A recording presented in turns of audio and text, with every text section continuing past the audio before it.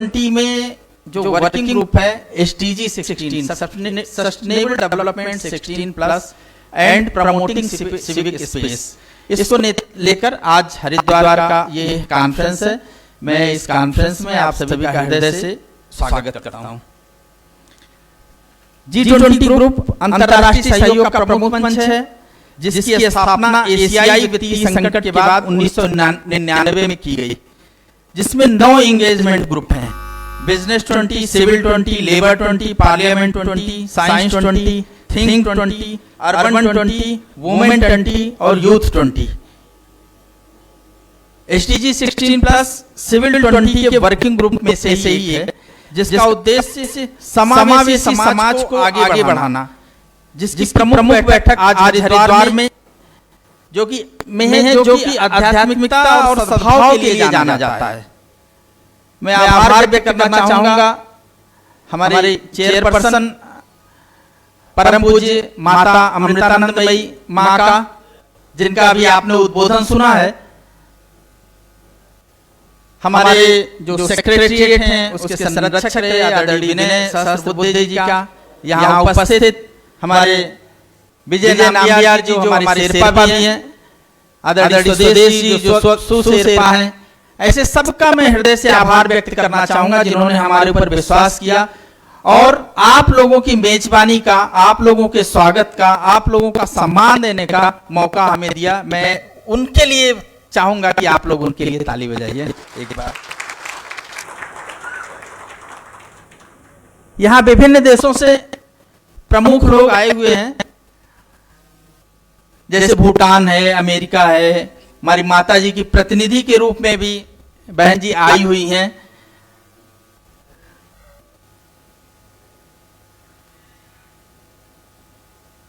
हमारे ONGC से director हमारे आए हैं। मैं प्रभाकर जी को आग्रह करूंगा कि जरा उनको एक बार बैठाएं।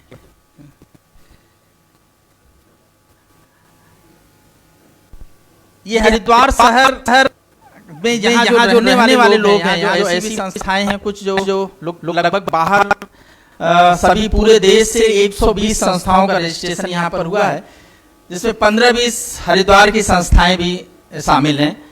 उनको जानकारी होगी कि मई और जून थोड़ा हरिद्वार के लिए कठिन रहता है। यहाँ रास्ते, यहाँ के जो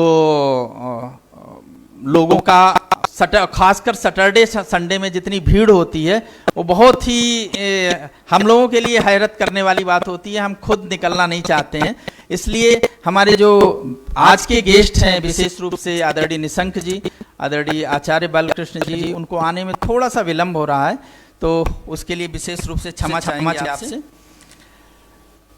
हम 2 दिन आज शाम से शुरू करके उद्घाटन सत्र के बाद एक आरती का कार्यक्रम है।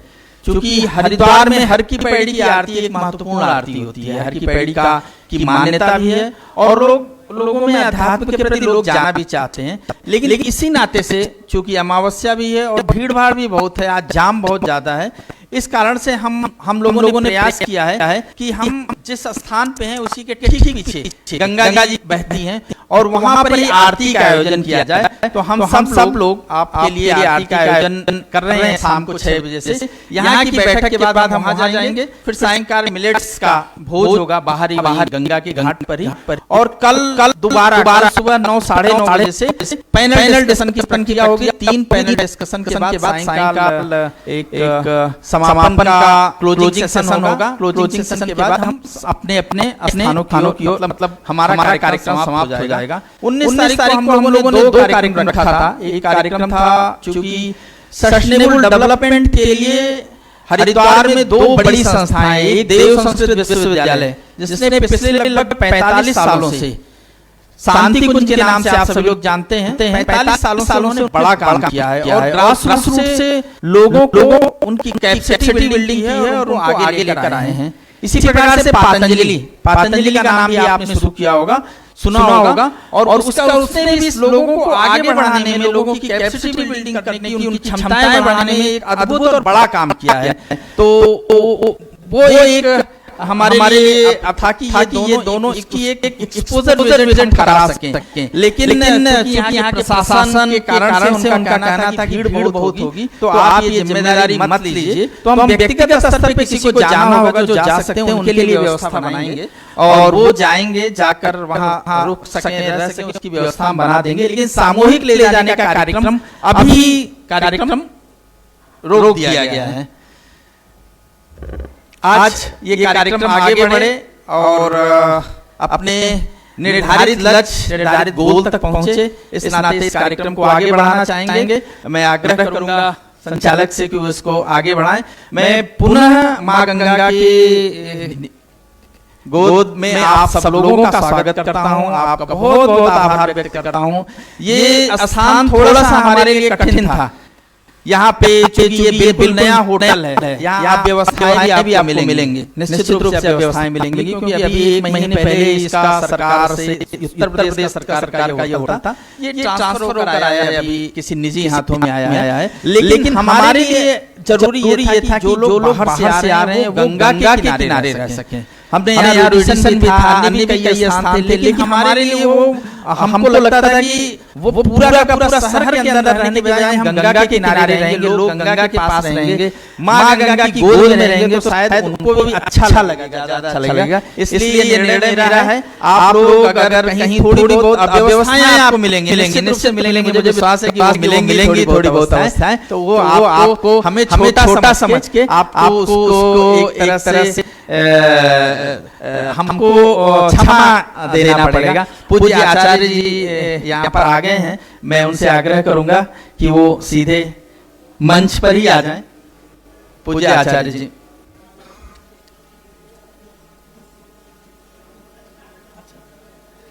शेष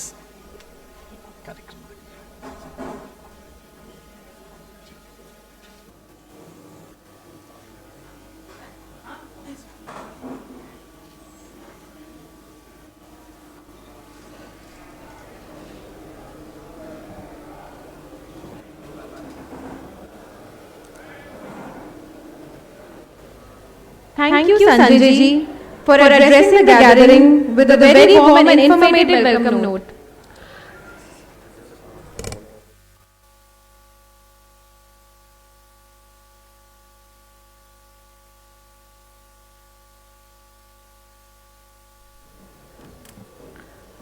I would now request our esteemed dignitaries to kindly join us at the stage. I would request Ambassador Shri Vijay Nambiarji, Sherpa Civic 20 in India, to please come over the stage, sir.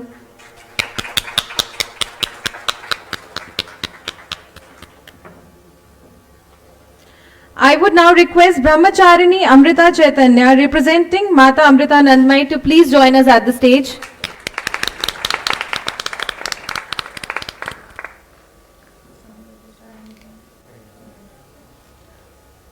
Now I would request Srimati Nidhi Goyal ji, Founder and Executive Director, Rising Flame, to please join us at the stage.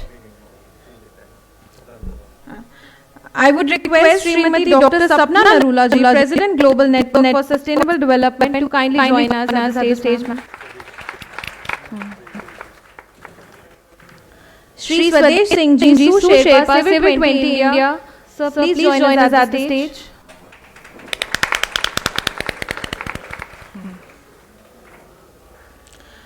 Shri Prabhashkar Rai ji, Director, Oil and Natural Gas Corporation, sir, kindly join us at the stage.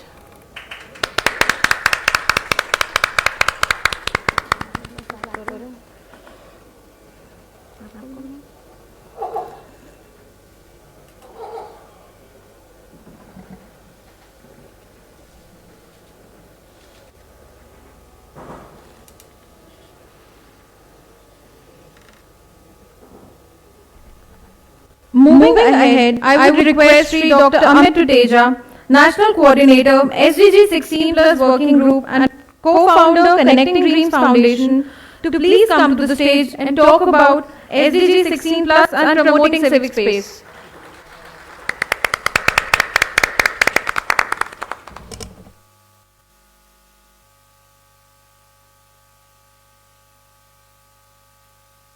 and heartfelt welcome to all the distinguished guests present here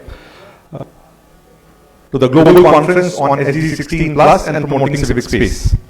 We are truly delighted to have such an incredible gathering of esteemed guests from all corners of India and abroad here in the enchanting city of Haridwar. Your presence fills us with inspiration, knowing that each one of you is dedicated to driving social progress and sustainable development in our nation. Together, we have the power to shape a future that is just, inclusive, and filled with endless possibilities. Our theme for G20 this year is Vasudev Kutumbakam, the belief that we are all one global family. This theme resonates deeply, reminding us of our interconnections and the responsibility we have towards one another. Let us approach our discussions and deliberations over the next 2 days with the spirit in mind. The working group on SDG 16 Plus and Promoting Civic Space, incorporated by Civic 20 under the G20 presidency of India, plays a crucial role in our efforts. This working group has covered key aspects creating peaceful, fair and inclusive societies. Over the last 6 months, we have brought together experts, policymakers, civil society organizations and individuals from different sectors to address the challenges and explore effective strategies. We are united in the face of formidable challenges such as shrinking civic space, weak governance, corruption, inequality and exclusion. These challenges touch the lives of every individual, community and organization present in the room. However, we must remember that we are not defined by these challenges. We are defined by our response to them. Today, we have a unique opportunity to engage in a meaningful conversation, share experiences and learn from one another. Let us seize this opportunity to not only understand the issues at hand, but also envision innovative solutions that will drive lasting change. Together, we can create a future where institutions are accountable, governance is transparent, and every citizen's voice is valued and heard. Our agenda for the conference has been thoughtfully crafted to provide you with diverse perspectives and practical insights. Renowned speakers will give you your imagination, challenge your thinking, and inspire you to take bold actions. We will explore important topics such as promoting civic space and achieving SDG 16 plus, building resilient communities, strengthening local governance, and fostering inclusion for effective implementation. But let's not forget that this conference is not just about scheduled sessions. It is about the connections we build, the alliances we forge, and the empathy we extend to one another. Each person in this room brings a unique perspective, a wealth of experiences, and a burning desire to make a difference. As we embark on this remarkable journey together, let us foster an atmosphere of empathy and understanding. Let us actively listen to one another, engage in thoughtful dialogue, and embrace the diverse viewpoints that shape our collective knowledge. It is through the exchange of ideas that we will be able to discover innovative approaches and forge new partnerships that will pave the way for transformative change. I extend my deepest gratitude to all the participants, esteemed guests and speakers for gracing us with your presence. Your unwavering commitment to creating a better world is an inspiration to all of us. Before we proceed further, I am thrilled to present a special video that has been meticulously crafted by our passionate team. This video captures the essence of SDG 16 Plus and promoting civic space, reminding us of the importance of our collective efforts and the positive impact we can create together. Can we have the video, please?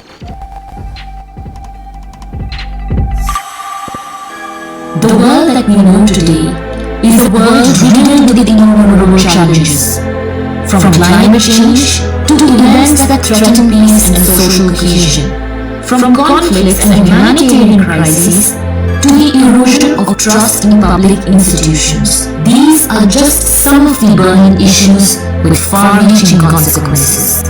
Add to that, COVID-19 not only tested our resilience, but also disrupted economies and challenged our very social fabric. Yet amidst these challenges, countless individuals and organizations have mobilized the communities by bringing people together and leveraging civic spaces so as to foster inclusivity and dialogues that advocate for policies that empower all. As we recover from the devastating global pandemic, our planet is now aiming to build back stronger. With a renewed focus on growth and development, it is essential to address the obstacles that hinder social progress, peace, and justice. And at the heart of our global pursuit for a better world stands the Sustainable Development Goals. An expansion of SDG 16, SDG 16 Plus recognizes the vital importance of peace, justice, and strong institutions in achieving sustainable development for all, encompassing 36 targets from SDG 16 and 7 other goals. SDG 16 Plus acts as an accelerator for all the other SDGs. SDG 16 Plus calls upon the world to transcend the various challenges that we face and unite for a future built upon peace and prosperity. It emphasizes the power of dialogue, inclusivity, and collaboration in addressing the world's most pressing issues and finding collective solutions. Under Civil 2020, SDG 16 Plus is a shared purpose that binds us together. We collectively strive to create a world where justice triumphs over injustice and peace conquers violence.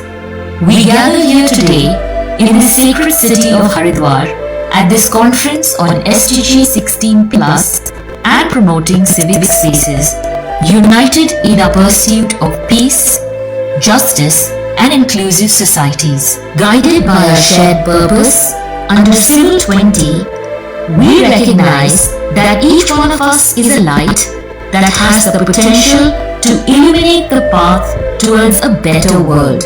हम राष्ट्र को भी एक परिवार के रूप में देखते हैं और विश्व को भी एक परिवार मानते हैं। वसुधैव कुटुंबकम। And when we come together, we light up this beautiful world of ours, reminding us that we are all part of one global family. Let us seize this opportunity to leave a lasting legacy for generations to come, united under the historic G20 during India's G20 presidency. Thank you very much. Before I conclude, I would like to leave you with two thought-provoking questions that resonate deeply with the pursuit of sustainability that this conference is all about. Question 1. What knowledge would you seek and explore if you weren't bound by the constraints of exams and grades? Question 2. If need to earn money doesn't exist, what meaningful endeavors would you pursue? Reflecting on these questions can unlock our collective imagination and inspire new pathways towards a sustainable future. Let us strive to nurture a world where education is driven by curiosity and purpose, and where work aligns with our passion and values. Together we can shape a future that transcends traditional boundaries and embrace sustainable and fulfilling lives for all. Thank you once again for your presence and participation. Together, let us embark on this transformative journey and leave a lasting impact on the world. Thank you very much. Namaskar.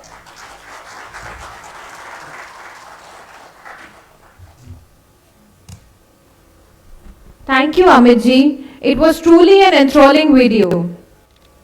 Now, I would request Shri Dr. Swadesh Singh ji, Sushepa Civil 20, to kindly address the gathering. Sir, over to you. Distinguished guests on and out the dash, my dear friends, and definitely the organizers who have organized this conference on SDG 16 Plus and promoting civic space. And they were working relentlessly since last 6 months, and they have come up with their policy ideas which would be incorporated in our policy pack. and our communique, the political declaration. I must congratulate the organizer for organizing such a beautiful program. What we have done in last 6-8 months, that we have tried to come up with some unique idea of civil society. The whole development discourse which is going on in different parts of the world, having some foreign funding, some foreign invisible hands and driving their agenda. So what we did, I think our chief guest Ramesh Pokharial Nishank ji is here. We please welcome him with a round of applause. Ramesh Pokharial Nishank ji.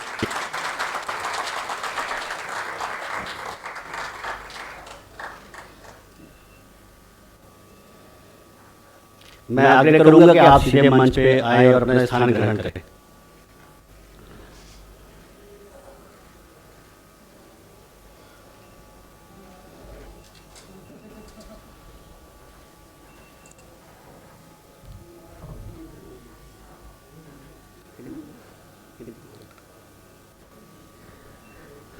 सभी लोग अपना स्थान ग्रहण कर ले। तो मित्रों, जैसा कि मैं चर्चा कर रहा था कि जब अक्टूबर 2022 में हम लोगों को ये सिविल 20 का काम मिला और 1 दिसंबर 2022 को भारत के पास अध्यक्षता आई G20 की, तो हम लोगों ने सोचा कि ऐसा विशेष हम लोगों को क्या करना, जैसा कि पूरे डिबेट लंबी चलती आ रही है। संजय जी ने आपको बताया कि पिछले 10 साल से ये सिविल 20 काम कर रहा है। तो हम लोगों ने पूरा चिंतन किया, मनन किया, करीब 1000 NGOs के माध्यम से कुछ विषयों को छाटा और ऐसे 16 विषय हमें ध्यान में आए कि जिन पे हमें काम करना चाहिए और भारतीय पक्ष के साथ काम करना चाहिए, इंडियन वैल्यूज के साथ काम करना चाहिए, जिसमें भारत का चिंतन हो, ऐसे विषयों के साथ काम करना चाहिए। क्योंकि भारत एक राज्य प्रधान व्यवस्था है नहीं, भारत एक समाज प्रधान व्यवस्था है। चाहे उसको राष्ट्र बोले जो 1000 साल से अस्तित्व में विद्यमान है। जब राज्य की व्यवस्था होती नहीं थी, जब कोई कोर्जन नहीं होता था, जब लॉ एंड ऑर्डर का बड़ा इशू नहीं होता था, कानून व्यवस्था को बनाए रखने के लिए राज्य अस्तित्व में आया। लेकिन भारत में ये समाज व्यवस्था बहुत लंबे समय से थी। तो हमने पिछले 8 महीने में जो भी काम किया है, उसमें 2-3 बातें संजय जी ने इसको आपको बताया कि हम कैसे नीचे तक गए। हमने सिर्फ इसे एसी कमरे में इस डिस्कशन को नहीं रखा, चौपाल के माध्यम से, समाजशाला के माध्यम से, एम्बेसडर प्रोग्राम के माध्यम से, टियर 2 टियर 3 सिटीज में भी हम लोग गए और ऐसे हजारों प्रोग्राम हमने किए। और वो जो 16 विषय लिए थे, उसके इनपुट पॉलिसी इनपुट हम लोगों ने लेने का काम किया है। इसके साथ साथ इस तरह जैसी कॉन्फ्रेंस यहाँ पे हो रही है, ऐसी कॉन्फ्रेंस सिक्किम में भी एक अलग विषय पे हुई, ऐसी कॉन्फ्रेंस चेन्नई में हुई, ऐसी कॉन्फ्रेंस महाबलीपुरम में हुई, ऐसी कॉन्फ्रेंस श्रीनगर में हुई, ऐसी कॉन्फ्रेंस मुंबई में हुई, ऐसी 16 कॉन्फ्रेंसेस की। उन सबका जो निचोड़ आया उससे एक पॉलिसी पैक बनाएंगे। उस पॉलिसी पैक को बनाने में जो हम लोगों ने कुछ बातों का ध्यान रखा वो ये है कि जो भारतीय चिंतन, भारतीय परंपरा, भारतीय जीवन मूल्य है, वो कैसे G20 और जो इंटरनेशनल डेवलपमेंट डिस्कोर्स है उसका हिस्सा बन सके। बस इतना ही काम हम करना चाहे। 9 महीने 10 महीने का जो हमें पूरा समय मिला है,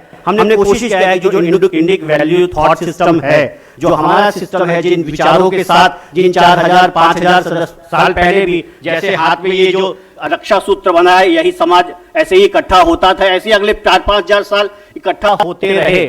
इसका हमको विश्वास रहा है कि हम लोग ये कर सकते हैं। 2 साल पहले जैसे कोरोना की महामारी आई, ऐसे 100 साल पहले भी आई थी स्पेनिश फ्लू, 500 साल पहले इसी नाम से आई होगी। ये समाज कैसे बचा रहा, वो जीवन पद्धति क्या थी, वो समाज कैसे बचा रहा, इस पे हम लगातार काम करते आए, तो उस पे हम काम कर सके। So what we have thought, whether we can make seva part of international lexicon, whether we can make seva part of international development discourse. Seva is very much different from philanthropy. Seva is very much different from volunteerism. सेवा बहुत ही अलग विचार है, जो भारत से उपजा हुआ विचार है। क्या हम इसको अंतर्राष्ट्रीय शब्दकोश का हिस्सा बना सकते हैं? क्या हम इसको अंतर्राष्ट्रीय विकास के विमर्श का हिस्सा बना सकते हैं? हम इस सोच के साथ पिछले 8 महीने से काम कर रहे हैं। हम इसके साथ साथ ये भी काम कर रहे हैं, जैसा कि अभी बताया गया, वसुधैव कुटुंबकम, जो कि G20 का भी विचार है। तो अगर परिवार होता है तो वहाँ झगड़े भी होते हैं, हमारे गाँव में होते हैं, तलवारें भी निकल आती है, लेकिन कभी बच्चे का मुंडन होता है तो फिर साथ आ जाते हैं। कोई शादी होती है तो गाँव के लोग साथ आ जाते हैं। तो दुनिया में काम होता है कॉन्फ्लिक्ट रेजोल्यूशन पे, बहुत से लोगों के लिए कॉन्फ्लिक्ट की इंडस्ट्री बन गई है कि कॉन्फ्लिक्ट होता रहे और हमारी इंडस्ट्री चलती रहे, चाहे हथियार की इंडस्ट्री हो, चाहे व्यापार की इंडस्ट्री हो। क्या हम कॉन्फ्लिक्ट अवॉइडेंस पे काम कर सकते हैं? हमने विचार किया पिछले 8 महीने से कि कॉन्फ्लिक्ट हो ही ना, कम से कम हो, तो कॉन्फ्लिक्ट रेजोल्यूशन जैसी कोई इंडस्ट्री खड़ी करने की आवश्यकता ही ना पड़े। इस पे हमने काम किया है। हम बात करते हैं यूनिटी इन डाइवर्सिटी की, but we believe that there is a fundamental oneness, एक फंडामेंटल यूनिटी हमारे बीच में है जो डिफरेंट फॉर्म में मैनिफेस्ट होती है। तो जो इस फंडामेंटल यूनिटी के लिए, एक फंडामेंटल वननेस के लिए हमने एक ग्रुप बनाया, डाइवर्सिटी, म्यूचुअल रेस्पेक्ट और इंक्लूजन का। उस पे भी कॉन्फ्रेंस हुई, कॉन्फ्रेंस नाम से में हुई है। इस प्रकार से हमने अलग-अलग विषयों पे काम करने की कोशिश की है और इंटरनेशनल डेवलपमेंट डिस्कोर्स है, उसमें जो भारतीय चिंतन है, जो इंडिक वैल्यू और थॉट सिस्टम है, वो इसका हिस्सा बन सके, ये हमने पिछले 8 महीने में कोशिश की है। आने वाली 29-30 जुलाई में आप सभी को आमंत्रित करता हूं, जो आप में से जो पहुंच सके, कि जयपुर में ये हमारा सबमिट होगा, फाइनल सबमिट होगा, जिसमें कि हम ये पॉलिसी पैक प्रेजेंट करेंगे G20 देशों के सामने, उन्हें भेंट करेंगे। और जो 9 सितंबर को G20 सबमिट होगी, उसमें इनमें से कुछ रिकमेंडेशन हमारे पॉलिसी पैक की उसका हिस्सा बने। इसके लिए हम सब लोग सामूहिक रूप से प्रयासरत है। इसमें से आप सब लोगों में से बहुत सारे लोगों का सहयोग, मार्गदर्शन हम लोग को मिला है और आगे भी मिलता रहेगा। इसी के साथ मैं अपनी बात समाप्त करता हूँ। बहुत बहुत धन्यवाद। Thank you, Swadesh ji.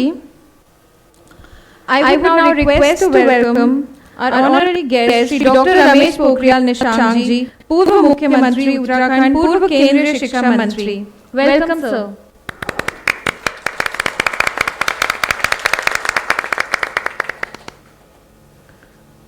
आगे बढ़ते हुए मैं श्री अजीत जी से निवेदन करना चाहूंगी कि वे स्टेज पर आए और श्री डॉक्टर रमेश पोखरियाल जी को सम्मानित करें। अजीत जी।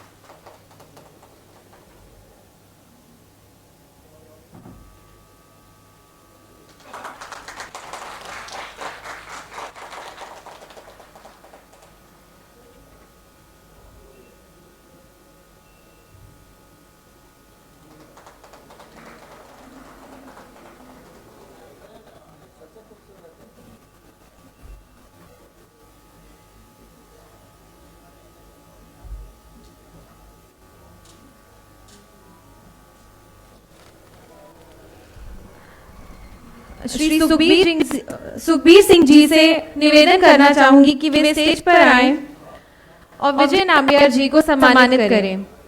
Shri Sukhbir ji.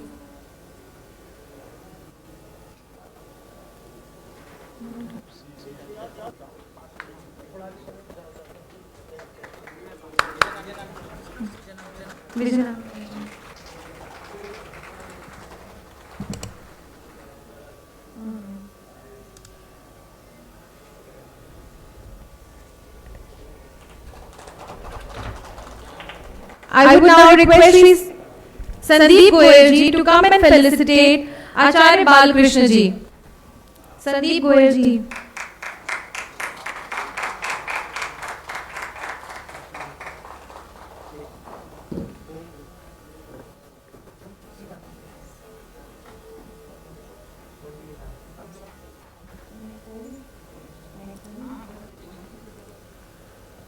Now I would request Srimati Pratisha Sharma ji to come and felicitate Brahmacharini Amrita Chaitanya ji. Srimati Pratisha Sharma ji.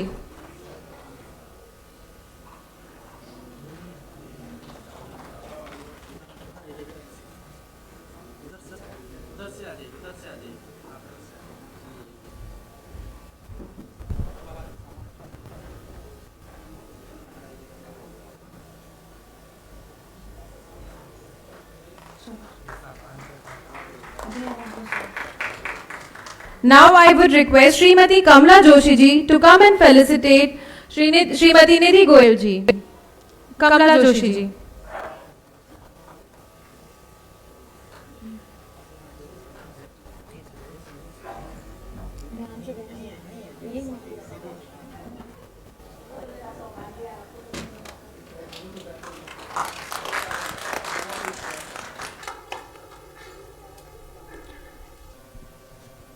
मैं श्रीमती अनुभा मदान जी से निवेदन करना चाहूंगी कि वे मंच पर आए और डॉक्टर सपना नरूला को सम्मानित करें।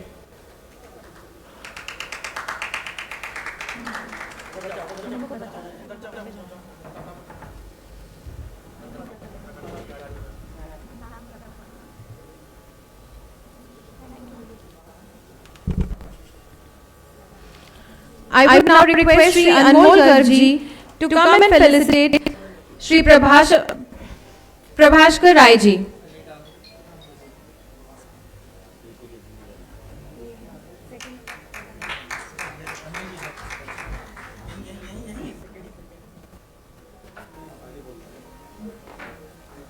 Now I would request Shri Gagan Yadav ji to come and kindly felicitate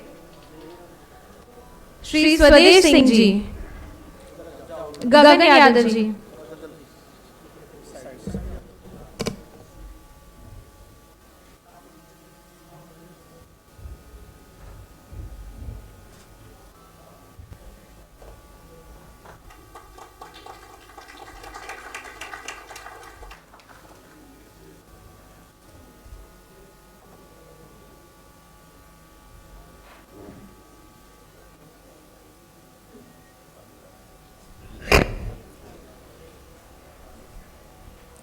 I would now request all the dignitaries to come forward for lighting the lamp. आप सभी से निवेदन है कि कृपया दीप प्रज्वलन के लिए आगे आएं।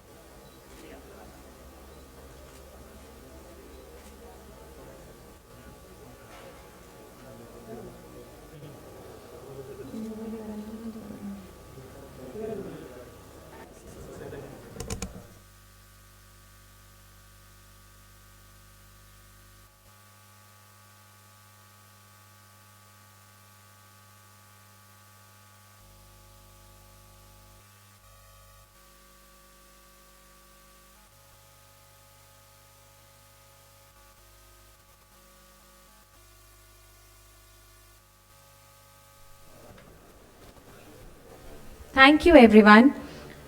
I now request Brahmacharini Amrita Chaitanya ji to come and address the gathering.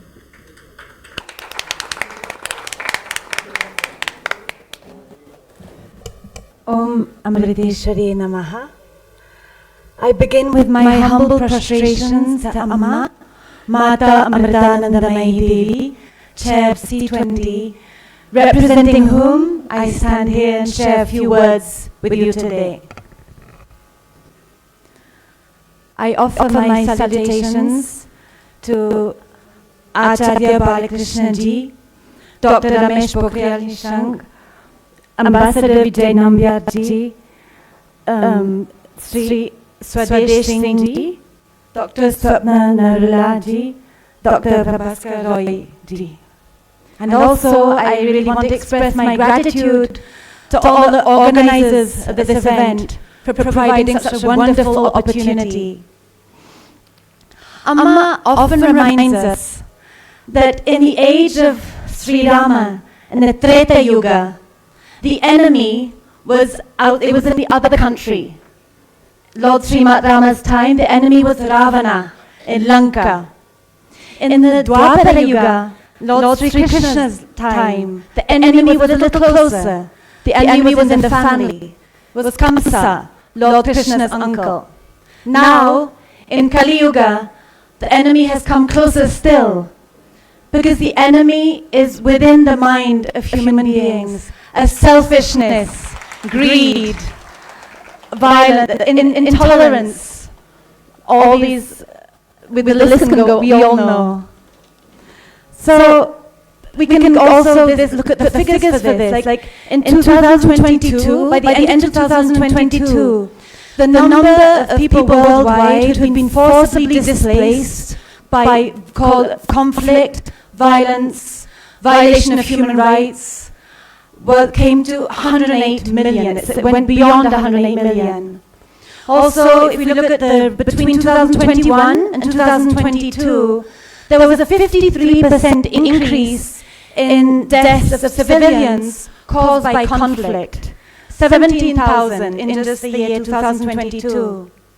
On the global scale, 1 out of 6 businesses face bribe requests from public officials. So all these, the actions that led to all these issues, they first manifest from the selfishness within the human mind. At the same time, we don't need to just feel despondent that it's such a grim picture. Because within the human mind is also the key for a very positive transformation. Within the human mind lies the potential for goodness, for compassion, for integrity. Like we hear, in the human mind, the human mind has the potential to be a Deva Bhumi, the land of the gods. Even we could say, the human mind can become a Haridwar, the doorway, the gateway to the divine. I'd like to share a little anecdote connected to this.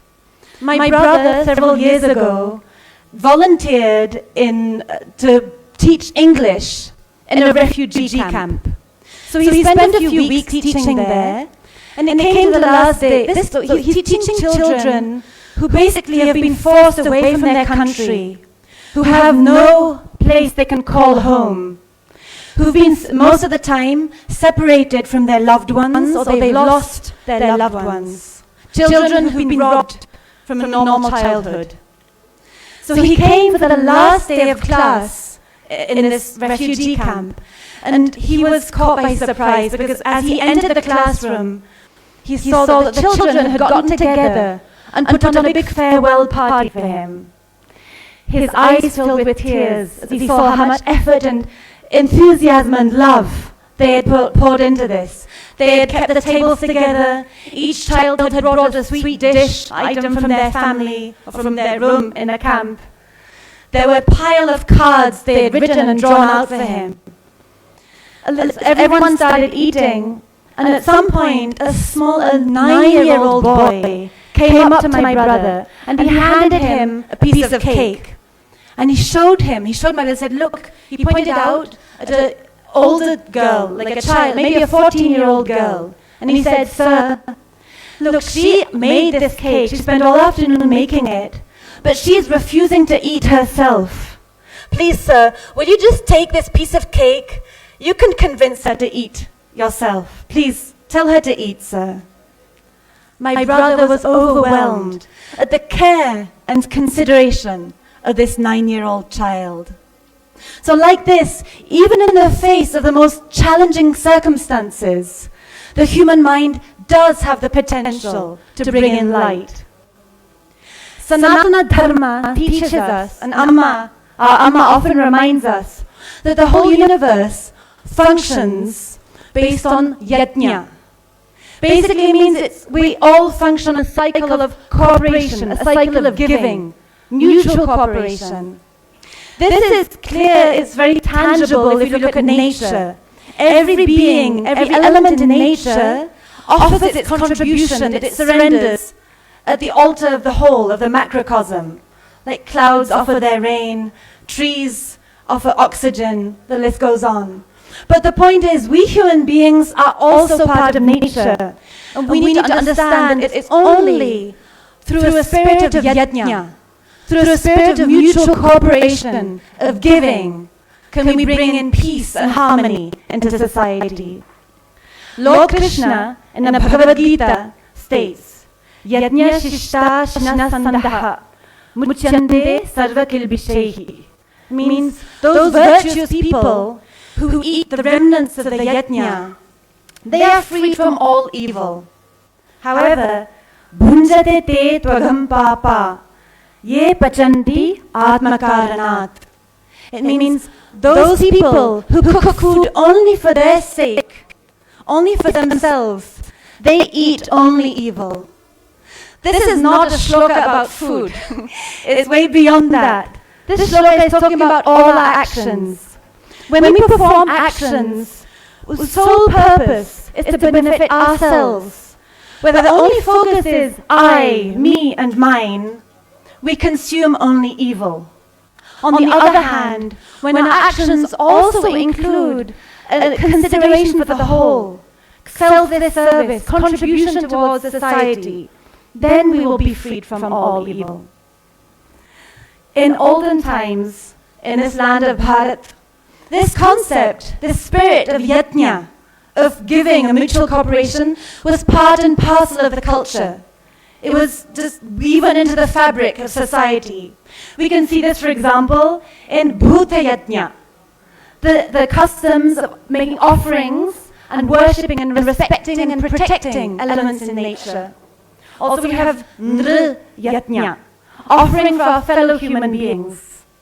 So the whole of society was based on the idea of the divine being permeating the whole of creation, was just part of people's everyday lives. Ishavasyam idam sarvam. The divine covers this world. Nowadays, in the era of globalization, actually we're interconnected in even more levels than ever before. Yet this spirit of yajna, this spirit of cooperation has weakened so much.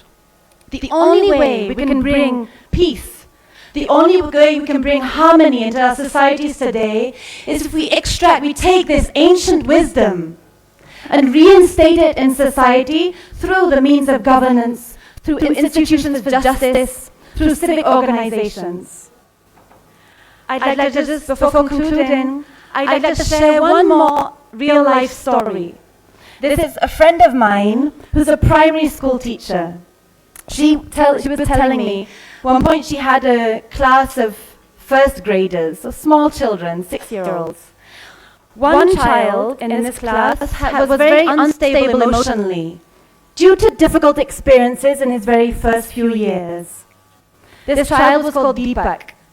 Every day, when the kids would come back from their recreation time in between classes, they would tell the teachers stories of how Deepak had hit another child, how he had started a fight, how he had bullied someone.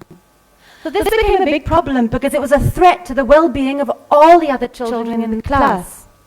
Now other teachers in this school suggested, they say, we should probably expel Deepak because he's being a threat for everyone. But my friend, who was the class teacher, she tried a very different approach. She called all the children together and said, ask them, okay, we're going to discuss, we have a problem here. What is the solution?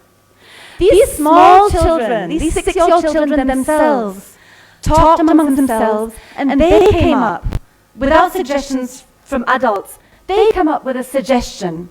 They said, teacher, we think that Deepak should be allowed to sit next to you whenever he wants. Now this is actually a big sacrifice on the part of the children, because every child, their favorite spot, the most coveted spot in the classroom, was to sit next to the teacher. So these children of their own said, Ma'am, let Deepak sit there whenever he wants.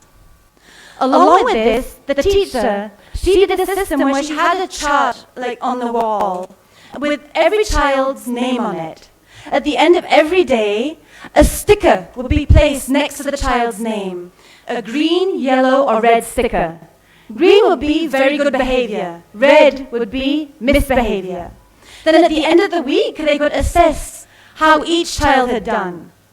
Now the first week that our little Deepak was able to have a week without one single red sticker, all the class of these first grade children were so excited. They were so excited, and they decided together that every week that Deepak has a red-free week, they would bring in a chocolate, a cracker, a gift. I don't want to sound simplistic with this story. I know that the world of adults, the real-life world, is much more complex. So many layers of complexities, so many different pressures from society, social pressures, cultural pressures, economic, all sorts of pressures.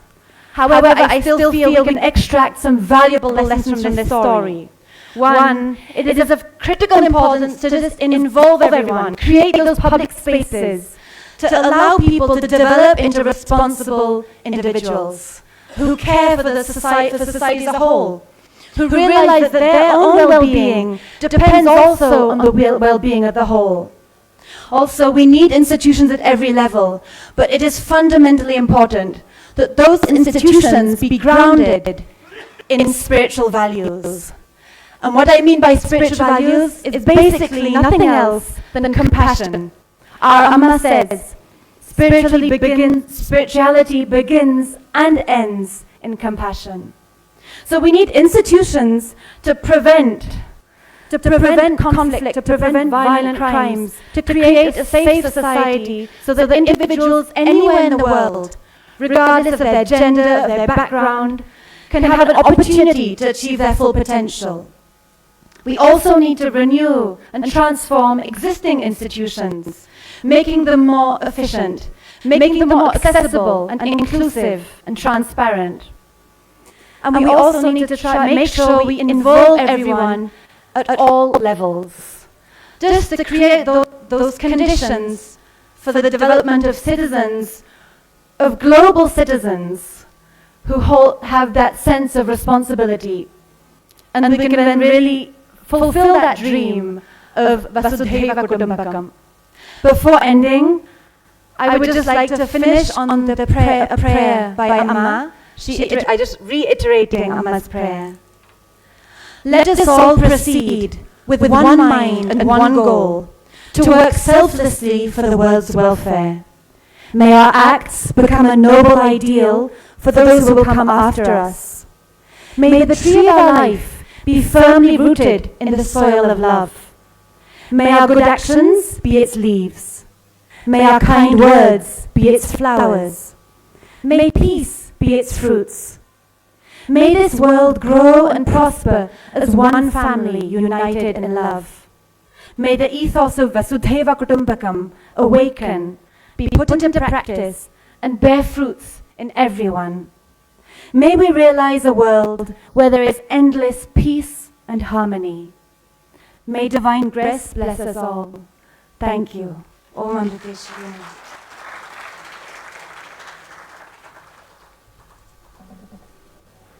Thank you, Amrita ji, for sharing such warm insight on when we progress on the path of love and care, transformation is indispensable. Thank you so much, Amrita ji. Moving forward, I would request Ambassador Shri Vijay Nambiar ji to come and share the overview of C20 and India's presidency of G20 with all of us. Over to you, sir.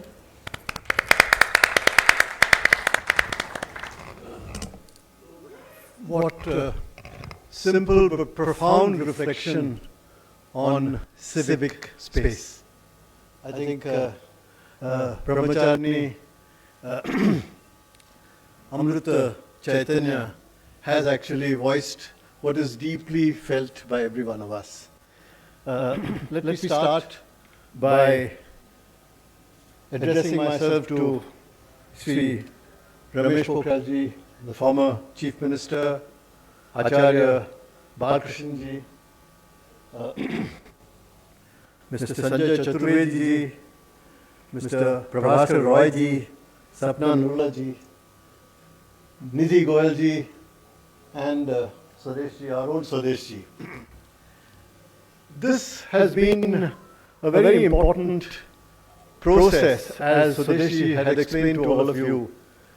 Each one of the 16 working groups has been having its own reflection on the evolution of the issues surrounding their own particular themes, particularly from the global as well as the Indian standpoint.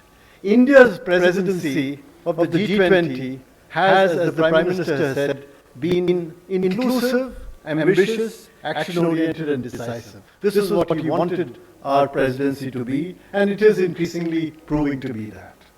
As chair of C20, Amma exemplifies a vision of civil society that works in harmony with every other element of the world within us and outside. Across the world, civil society organizations have flourished on a value system based on empathy and a sense of common good. They are not only the centers of socio-economic service to society, but also its conscience keepers, as Amrita Chaitanya has just mentioned, and provide a moral compass for society. They strengthen the health of our democracy. In the last 3 years, the multidimensional global crisis and the urgency of containing climate change have put current models of development cooperation at their most radical test. The goal of a better world for all has become harder to reach as countries face budgetary pressures, growing demands to provide regional and global public goods, elevated humanitarian needs, and increasingly complex political challenges. Multilateral financing arrangement systems are proving outdated and call for fundamental change in the framework of global cooperation, as which calls for much greater involvement of civil society across the globe. In the aftermath of the COVID-19 pandemic, the developing countries, especially the least developed countries, have been left with very little fiscal space for following the SDG, or the Sustainable Development Goals agenda. The financing gap to fund the SDGs is huge, around almost 4.2 trillion per year for the least developed countries, and has made the achievements of the SDGs close to impossible. Meanwhile, more and more countries are facing major fiscal imbalances due to rising debt, increasing healthcare and pension costs, and other long-term liabilities. Yet, across the world, the issue is not so much of non-availability of funding, as much as its unequal distribution and underutilization. G20 Sherpa Mr. Amitabh Kant recently emphasized the role that civil society organizations can play. Sharing his personal experience, he said there were enough funds in the market, but it was the many challenges in cooperation between private and government sectors that hindered their utilization. CSOs can play a major role across the global markets that are currently hindered by protectionist government approaches, climate action crises, debt crises, and other factors. It is here that the SDG Plus and Promoting Civic Space Working Group comes into the picture.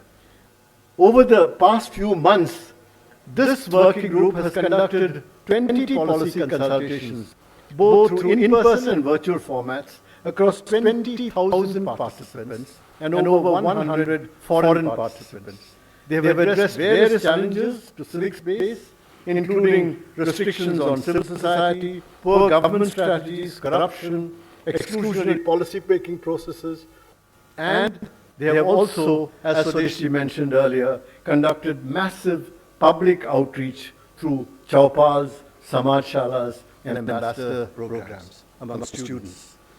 Whether in the area of sustainable development, climate change technologies, or in public health, the role of civil society organization should be mainstreamed and its voice must be heard in the policy-making process. This is the true meaning of promoting civic space. Our contemporary society needs to realize the significance of SDG 16 Plus and the importance of promoting civic space in pursuit of the broader goals of the 2030 agenda.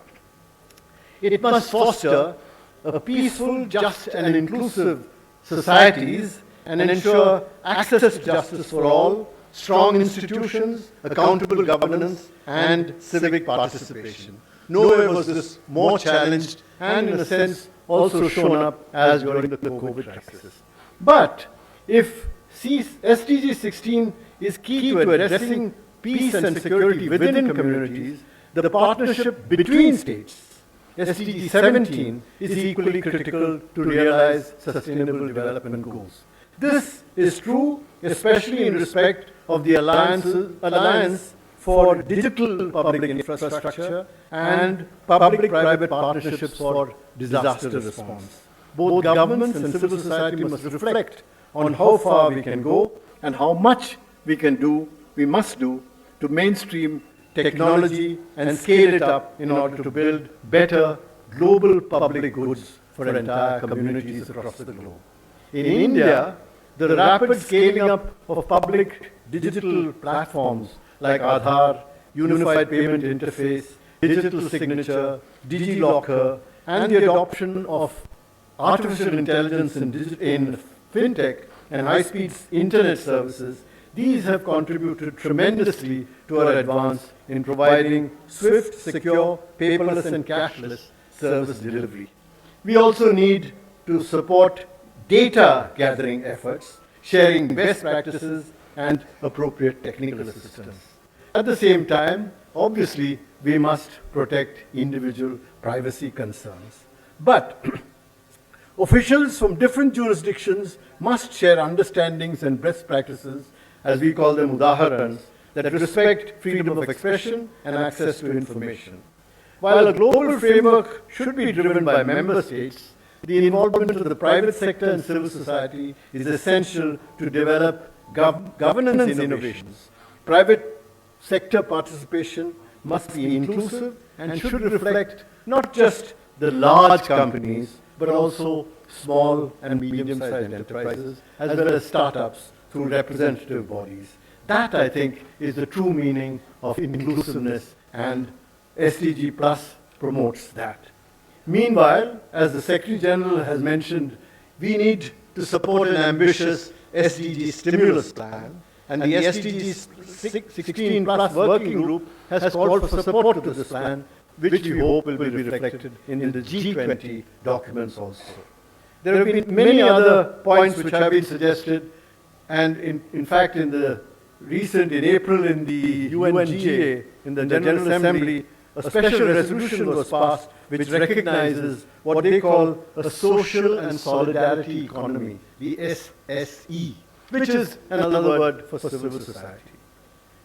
In conclusion, let me say that civil society organizations play a crucial role in monitoring and advocating for implementation of international commitments, whether they be of the multilateral development banks, whether they be of the governments, or whether they be of the various other philanthropic and other social institutions. Promoting civic space enables accountable and responsive democratic governance and establishes strong institutions. Active civic participation has also proved vital in effective crisis management, as demonstrated during the pandemic. Additionally, citizen-led data should include alongside official government data and guarantee our civic space, which is essential to any democracy. The C20 forum under India's leadership could serve as a great catalyst in advancing these goals. This is, in a sense, truly, these groups are the light. You are the light. Thank you.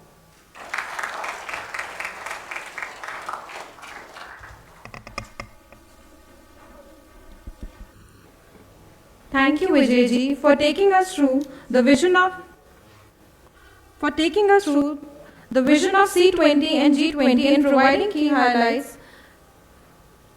Now is the time to get energized by the power-packed yoga presentation from the students of Divya Seva Prem Mission. I would request the students to come in front.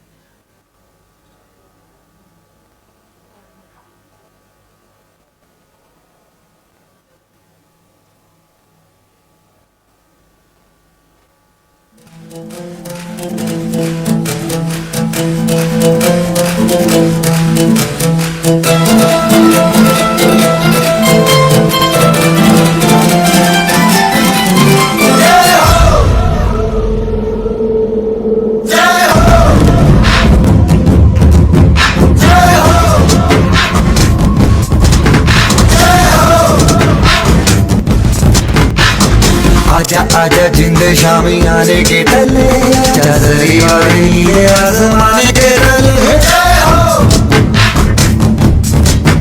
जय हो आजा आजा जिंद शामी आने के तले चादरी वाले नीले आसमान के तले जय हो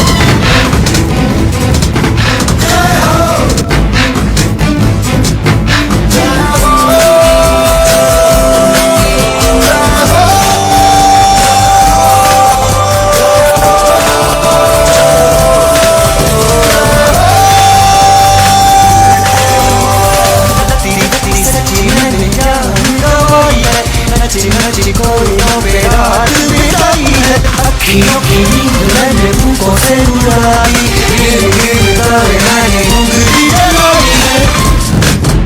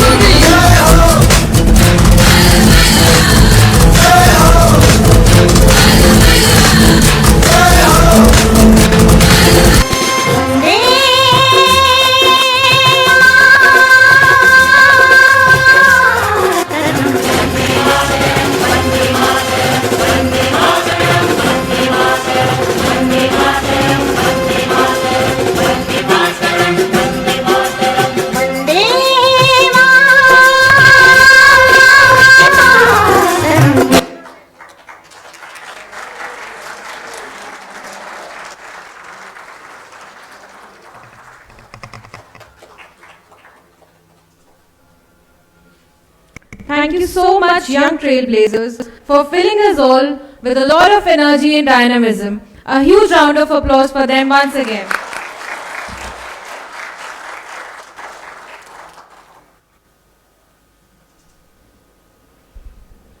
Now, I would request Acharya Balakrishna ji to please come over the stage and share a few words.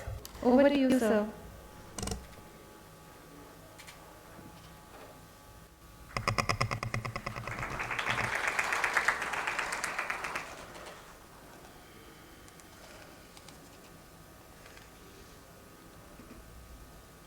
एक बार मेरे साथ बोलेंगे, भारत माता की वंदे। G20 के ग्लोबल कॉन्फ्रेंस में आज इस मंच पर हमारे उत्तराखंड के बहुत ही यशस्वी, ऊर्जावान पूर्व मुख्यमंत्री, पूर्व भारत सरकार के केंद्रीय मंत्री, वर्तमान में हरिद्वार से सांसद आदरणीय रमेश पोखरियाल निशंक जी, इस सुंदर मंच पर आदरणीय भाई विजय जी, अभी आपको जिनको सुन रहे थे, जिन्होंने बहुत ऊर्जा के साथ अपनी बातें रखी, आदरणीय भाई सुदेश सिंह जी, और हमारी भारतीय सनातन संस्कृति परंपरा की सशक्त हस्ताक्षर पूज्य अमृतानंदमयी माँ के आश्रम से पधारी हुई हमारी बहुत आदरणीय बहन ब्रह्मचारिणी अमृत चैतन्य जी, और मंच पर आदरणीय बहन निधि गोयल जी, आदरणीय सपना नरोला जी, और आदरणीय प्रभास्कर राय जी, और इन सब के पीछे जिन्होंने बहुत पुरुषार्थ किया इस आयोजन को यहाँ पर करने के लिए, मेरे बहुत ही प्रिय भाई श्री संजय चतुर्वेदी जी और उनके सहयोगी चचा जी और उनकी पूरी टीम, जिन्होंने पूरा इस कार्य को, इस आयोजन को करने में सहयोग दिया, और मेरे सम्मुख उपस्थित हमारे विदेशों से पधारे हुए सभी सम्मानित हमारे अतिथिगण और हमारे हरिद्वार नगर के और बाहर से पधारे हुए आप सभी सम्मानित बंधुओं और हमारी आदरणीय मातृशक्ति। वस्तुतः यह माननीय प्रधानमंत्री जी का एक स्वप्न था कि भारत के सामर्थ्य को वैश्विक पटल पर स्थापित करने के लिए G20 के माध्यम से भारत के सामर्थ्य का बोध हम विश्व को करा सके, क्योंकि भारत ग्लोबलाइजेशन की बात दुनिया आज करती है, यह तो हम जानते हैं, परंतु शायद हम सबको भी बहुतों को यह नहीं पता होगा कि जो वसुधैव कुटुंबकम लिखा हुआ आप स्लोगन सामने देख रहे हो, ये हमारे ऋषियों ने सदियों पूर्व यानी हजारों वर्ष पहले कहा था। इन्हीं दुनिया क्या है नहीं जानती थी, तब भी हमारे ऋषियों को पता था। वह सर्वे भवन्तु सुखिनः यह उद्बोध, पूज्य स्वामी जी भी यहाँ बैठे हैं, सिर्फ सनातन संस्कृति ही करती है, दुनिया में दूसरी कोई संस्कृति नहीं करती। हमारी सारी प्रार्थनाएं जितने बैठे, मैं उन लोगों से निवेदन करना चाहूंगा, और आदरणीय विजय जी जब जहाँ भी पहुंचे ना, ये कहना आज ठीक है सनातन की हम बात करते हैं, विश्व के विविध धर्मों की बात करते हैं, पर जो सनातन वस्तुतः सनातन में जो ओंकार उपासना में आदरणीय हमारे भूटान के भी हमारे प्रतिनिधि यहाँ पर हैं, जो मूल में है, हमारी सारी प्रार्थनाएं बहुवचनांत हैं, यानी कि हमने स्वयं के लिए कभी किसी चीज की चाह नहीं की, हमने जब भी जो भी चाहा हमने सबके लिए चाहा। यही ग्लोबलाइजेशन है, यही G20 का संदेश। तो इसीलिए ये भाव उसके अंदर कभी हो नहीं सकता। जो आजकल आपने देखा होगा दुर्भाग्य से इस तरह के विज्ञापन चलते हैं ना, ये दुनिया मेरे लिए, सारी दुनिया मेरे लिए। अरे भाई सारी दुनिया तेरे लिए तो है, पर तू किसके लिए है? हमको सारा संसार चाहिए, पर हम किसके लिए? ये तो भाव है। जो स्व केंद्रित का जो भाव है, वह जो परिवार की भावना है, समाज की भावना है, सबके लिए हित करने की जो चाहना है, उससे हमको विमुख करती है। और आज का समय सच में सबको एक करने की, सबको एक साथ लेकर के चलने की बात है। ये तो भारतवर्ष ही है कि आज भी बेटा कितना भी बड़ा हो जाए, पिता के प्रति सम्मान करता है, थोड़ी सी शर्म लिहाज रखता है। ये भारत की संस्कृति है। विदेशों में तो 16 वर्ष के हो जाते हैं, फिर वो कुछ कह नहीं सकते, बहन बैठे हैं, उनको पता है क्या हालत होता है। तो यह संदेश, भारतीय परंपरा के संदेश की स्थापना, क्योंकि यहाँ बुजुर्गों के प्रति भी सम्मान की जो भावना है, विदेशों में बच्चों के बड़े होकर के माता पिता के प्रति भी सम्मान का भाव का अभाव है। उसकी वजह से वहाँ पर आज पारिवारिक संबंध विखंडित हो रहे हैं। जब हमारा अपना ही घर नहीं, हमारे अपने ही रिश्ते नहीं, हमारे ब्लड के नाते न रहे, तो बेईमानी है वसुधैव कुटुंबकम। तो स्वयं से प्रारंभ यह दुनिया होती है। तो इसीलिए जब भगवान के लिए बात होती है तो हम कहते हैं ये आत्मधा बलदा, हे भगवान तुम आत्मज्ञान को देते हो, तुम मेरे बल को देते हो। जब अंदर से ऊर्जा की बात होती है तो हम भगवान को याद करते हैं, और सुख देने की बात होती है फिर हम कहते हैं सर्वे भवन्तु सुखिनः, मैं अकेला सुखी ना रहूं। ये हमारी संस्कृति है, ये हमारी परंपरा है। और जहाँ तक SDG 16 की जो गोल, जो इसको लेकर के बात हो रही है सिविक स्पेस के विषय में, यही वह उद्घोषणा है। आज मैं थोड़ी सी, क्योंकि हमारा विषय जिसके लिए, क्योंकि हमारा लक्ष्य भी, पतंजलि का लक्ष्य भी कुछ ऐसा ही है। हमारी सारी गतिविधियां, मैं ये कहूँ कि इस गोल को साधने के लिए जितने तत्वों की आवश्यकता है, उन्हीं तत्वों को पूर्ति करने का काम पतंजलि कर रहा है। पतंजलि इसका एक आप छोटा रूप मान सकते हो, पर मैं कहता हूँ सबसे सुंदर प्यारा सा एक मूर्त रूप है। जैसे मैं आपको 2-3 बातों की ओर ध्यान दिलाना चाहूंगा कि हमने पूरे विश्व को स्वास्थ्य के लिए, मैं मानता हूँ मॉडर्न मेडिकल साइंस की महत्ता को समझता हूँ, स्वीकार भी करता हूँ, पर एक निवेदन करना चाहता हूँ। आज अमेरिका से ज्यादा मॉडर्न मेडिकल साइंस में समृद्धशाली तो दुनिया होने में तो सदियों वर्ष लगे। पर क्या आपको पता है कि आज हर चौथे व्यक्ति की मृत्यु या तो ओवरडोज की वजह से या ज्यादा मेडिकल या उसके दुष्प्रभाव की वजह से अमेरिका में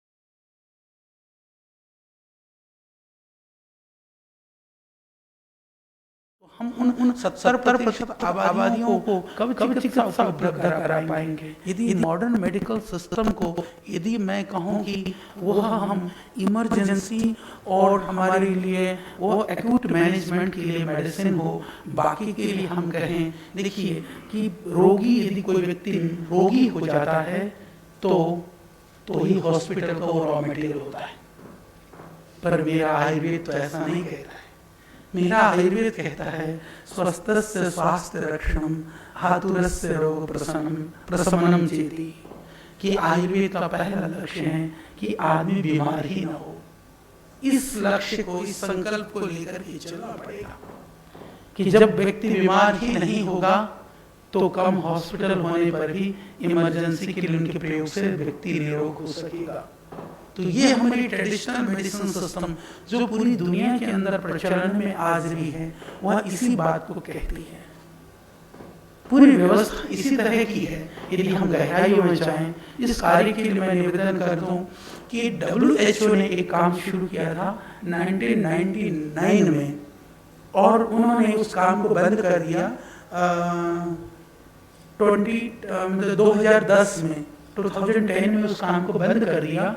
उन्होंने ये प्रयास किया था कि पूरे वर्ल्ड में कितने तरह के ट्रेडिशनल मेडिसिन सिस्टम काम करते हैं, विशेष कर करके जिसको हम बॉटनी बेस्ड मेडिसिन सिस्टम कहते हैं।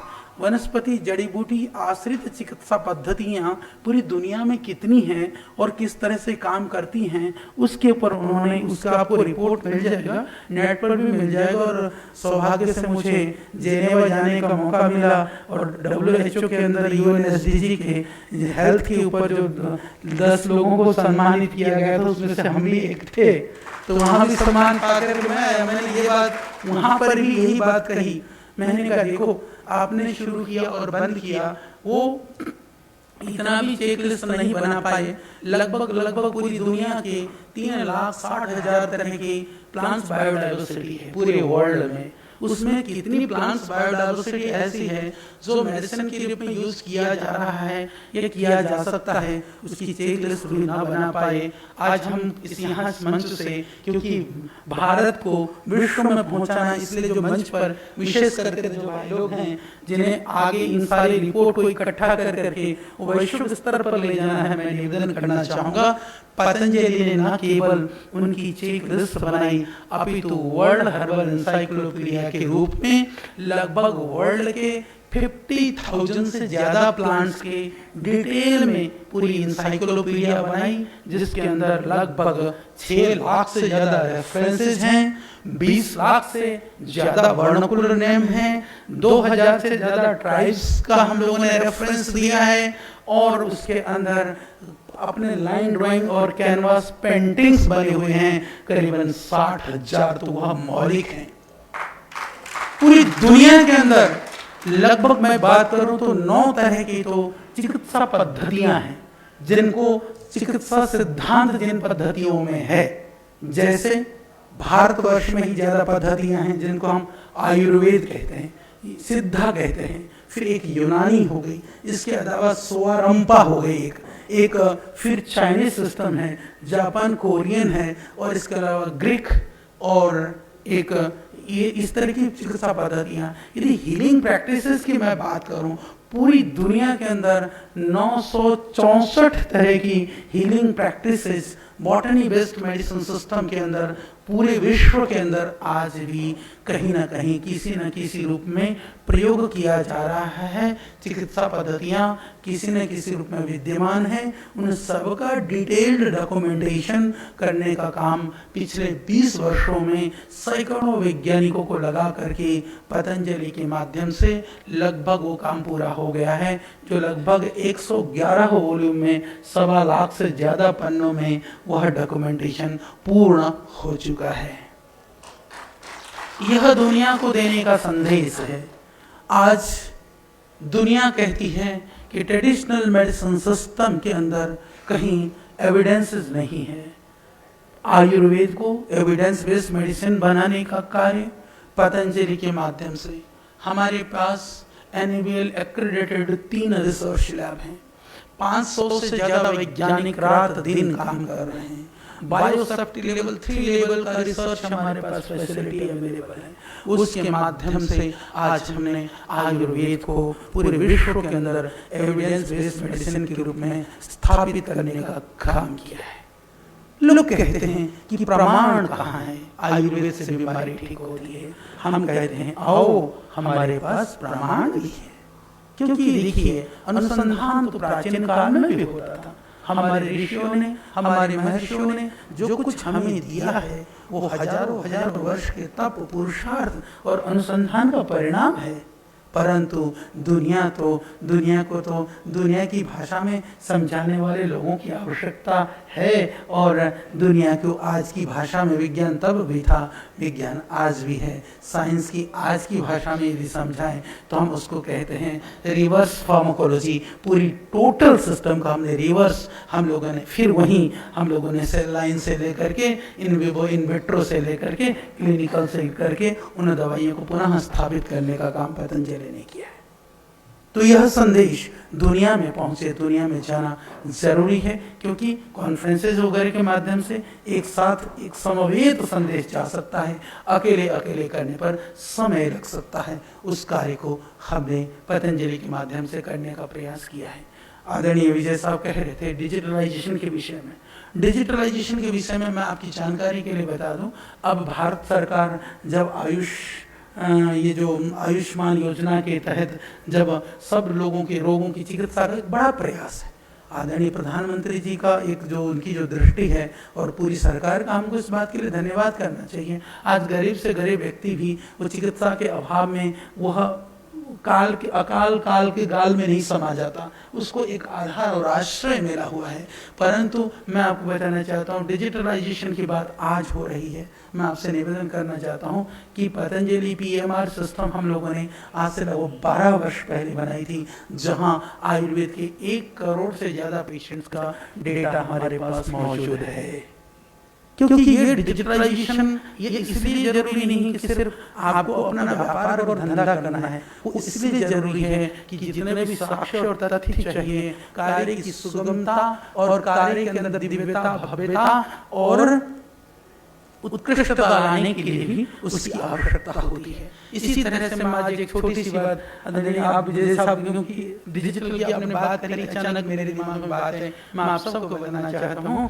पतंजलि डायरेक्ट और इनडायरेक्ट रूप में भारत सरकार के बहुत कार्यों में मदद करता है। उसमें से एक डिजिटल एग्रीकल्चर के ऊपर हम लोगों ने बहुत बड़ा कार्य किया, और जो किसानों को जो माननीय प्रधानमंत्री जी ने जो PM किसान की जो योजना के तहत जो लोगों को घर में किसानों के यहाँ जो एक सहयोग पहुंच रहा है, उसको हम लोगों ने एक KYC के माध्यम से जोड़ने का जो कॉन्सेप्ट और विजन था, वो पतंजलि का दिया हुआ था, वो हमने किया है, जिसके माध्यम से लाखों नहीं करोड़ों किसानों को लाभ हो रहा है, और जो जिनको पात्रता नहीं थी उनको रोकने का कार्य उसके माध्यम से हुआ है। तो इसी तरह से हॉस्पिटल की जैसे मैंने बात करी, आज हम HIMS के लिए हमारे पास वो एडवांस सिस्टम टेक्नोलॉजी है। हम लोग प्रतिदिन 50,000 से ज्यादा रोगियों की सेवा करते हैं आयुर्वेद के माध्यम से, और लगभग योग के माध्यम से 1 लाख से ज्यादा योग कक्षाओं के माध्यम से लाखों रोगियों की हम चिकित्सा करते हैं। डिजिटल मीडिया भी प्लेटफॉर्म, क्योंकि मीडिया वो डिजिटल फॉर्म में लाभ लेना चाहिए, शायद दुनिया में पहली बार उस प्लेटफॉर्म का भी पतंजलि के माध्यम से जितना प्रयोग हो रहा है, प्रतिदिन हम लोग सीधे सीधे 10 करोड़ से ज्यादा लोगों तक प्रतिदिन पहुंचते हैं। क्योंकि मेरे फेसबुक में लगभग 66 लाख लोग हैं, महाराज जी के में 1 करोड़ हैं, यूट्यूब में इधर उधर मिला ले तो डेली जो है इससे ज्यादा पहुंचते हैं, और डेली लाइव जो आस्था और उधर इंडिया TV वगैरह को जोड़े तो बहुत ज्यादा है। कोरोना के भीषण काल में भी लोगों ने बहुत सारी चुनौतियां देने का प्रयास किया, मैं उस पर नहीं आता हूँ, इतना ही निवेदन करना चाहता हूँ कि आज पतंजलि के द्वारा जो आयुर्वेद का कार्य हो रहा है, उसमें विश्व के बहुत सारे देशों के साथ में हमारे MOU है, कोलैबोरेशन है, और हम बहुत सारे देशों के साथ काम कर रहे हैं। आयुर्वेद के प्रचार की दृष्टि से लगभग विश्व के 70 से ज्यादा देशों ने हमारी पुस्तकें प्रकाशित की हैं अपनी भाषाओं में, अपने देशों में, और उसके माध्यम से वो आयुर्वेद और हमारी भारतीय परंपरा से लोग जुड़ रहे हैं। तो ये एक विनम्र प्रयास है जो पतंजलि के द्वारा एक विश्व स्तर पर कार्य करने के लिए किया जा रहा है। और लगभग पतंजलि के पास चिकित्सा के लिए आने वाले लोगों की संख्या की यदि मैं बात करूं तो हमारे पास लगभग 4000 से ज्यादा रोगियों की इंडोर फैसिलिटी है, जिसको IPD बोलते हैं। शायद दुनिया का इकलौता ऐसा संस्थान होगा जहाँ 6-6 महीने 8-8 महीने पहले से बुकिंग होती है। कोई बुकिंग के लिए जैसे ऐसी सिफारिश और सोर्स लगती हैं कि न जाने की कोई एडमिशन बुकिंग हो गई तो मानो उनको लगता है कि बहुत बड़ी चीज हो गई, और इसी चक्कर में वो फ्रॉड बना भी बहुत चलता है। कभी कभी आपने सुना होगा मीडिया के माध्यम से इधर उधर फर्जी बने से लोगों को ठग भी रहे हैं। तो ये तो क्योंकि लोग, और इंटीग्रेशन की जो बात है, इंटीग्रेटेड मेडिसिन सिस्टम की, होलिस्टिक मेडिसिन सिस्टम की बात भी यह पतंजलि ने ही पूरे मुखर स्थिति में पूरे वैश्विक स्तर पर उठाने का काम पतंजलि ने किया। नहीं तो कुछ तथाकथित मॉडर्न सिस्टम के लोग कहते थे खिचड़ी पैथी, अब वो भी इंटीग्रेशन की बात करने लगे हैं। अब कहते हैं इंटीग्रेटेड होलिस्टिक अप्रोच और सिस्टम होनी चाहिए। यह भी आवाज गुंजाने का काम पतंजलि के माध्यम से हुआ है। तो समय शायद बहुत हो चुका है, मैं ज़्यादा बात न करता हुआ इतना ही कहना चाहता हूँ कि हम हर क्षेत्र से, हर तरह से हम आपके साथ से मिल करके आगे बढ़ने के लिए तैयार हैं। चाहे देश की बात हो, जनता की बात हो, सरकार की बात हो, चाहे विदेशों से आए हुए मेहमानों की बात हो, क्योंकि यह संदेश जरूर जाना चाहिए G20 का जो अंतिम जो बड़ा कार्यक्रम हो, तो भारत विश्व को क्या दे सकता है, हमारा क्या सामर्थ्य है, उस सामर्थ्य का बोध अभी तो भारत में ही बहुतों को नहीं है। तो भारत बोध हो, भारत से विश्व को बोध हो, यही इसका लक्ष्य है। इसके लिए आप सब लगे हुए हैं। आप सबको, भारत सरकार को, आगंतुक अतिथियों को मैं सम्मान और प्रणाम और वंदन करता हूँ। भगवत गीता में भगवान कृष्ण कहते हैं, परस्परम भावयन्तः श्रेयः परम वाप्स्यथ। तो यह तो परस्पर एक भाव से ही हम लक्ष्य को प्राप्त कर सकते हैं। तो अंत में मैं ये कहूँगा, क्योंकि जो भारतीय संस्कृति और परंपरा से परिपूर्ण है, वही दुनिया को परिवार समझ सकता है। नहीं तो व्यापारियों के लिए तो संसार बाजार है, पर हमारे लिए यह परिवार है। बहुत बहुत धन्यवाद।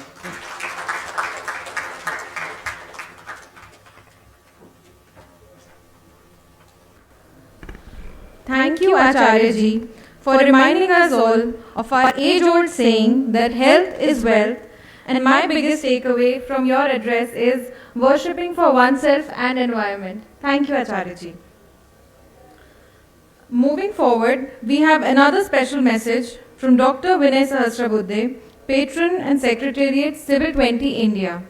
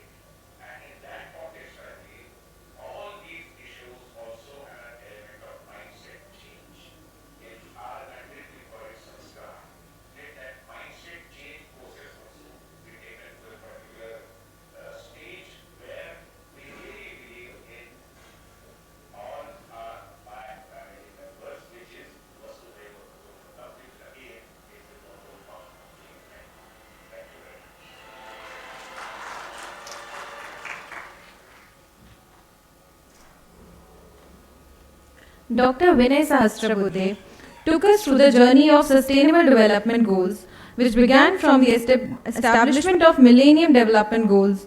We need to ensure the implementation of SDGs through practicable actions fostering behavioral change within the community. We need to foster a mindset change by inhibiting spirit of assimilation and inclusion and encourage the belief the world is our family. Vasudhaiva Kutumbakam. I now request our chief guest for the evening, Dr. Ramesh Pokhriyal Nishank ji, to deliver his keynote address. Over to you, sir.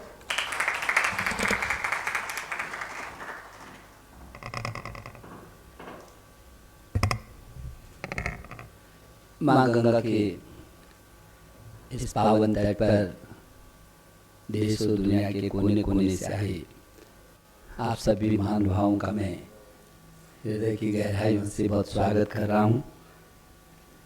ये एक अच्छा संयोग है कि जिस चिंता को लेकर के G20 की अध्यक्षता कर रहे भारत के यशस्वी प्रधानमंत्री जी जिस विज़न को लेकर के चले हैं उसका काफ़ी कुछ मिशन इस हरिद्वार से भी जुड़ता है, क्योंकि हरिद्वार पूरे विश्व की अध्यात्म की राजधानी है और ये देवभूमि है। और आज इस कार्यक्रम में हमारे बीच हमारे जो आयुष के बहुत योद्धा हैं जिन्होंने आयुर्वेद में इतना काम किया है जिसकी आज पूरी दुनिया को ज़रूरत है, ऐसे हम सब के बहुत ही प्रिय आचार्य बालकृष्ण जी, हम आपका बहुत स्वागत कर रहे हैं इस C20 के महत्वपूर्ण कार्यक्रम में, सम्मेलन में।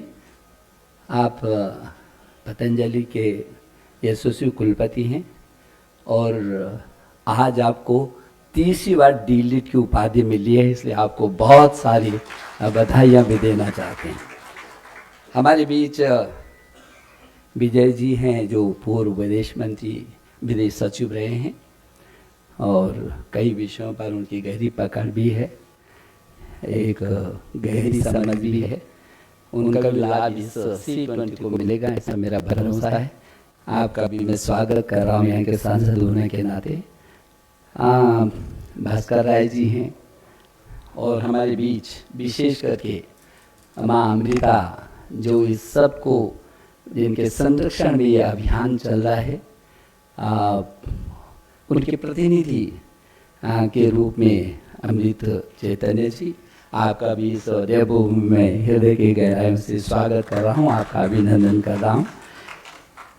भास्कर राय जी, निधि गोयल जी, भाई स्वदेश जी, सपना जी, सभी उपस्थित पूज्य स्वामी जी, पूज्य बहन जी, सभी देश और विदेश से आए सभी लोग आज एक विशेष मिशन को लेकर के यहाँ पर आए हैं और मैं विशेष करके बधाई देना चाहता हूँ संजय चतुर्वेदी जो इस कार्यक्रम के संयोजक हैं, जिन्होंने, मैं समझता हूँ कि इस कार्यक्रम की सिद्धता यहाँ पर ज़्यादा सार्थक होती है।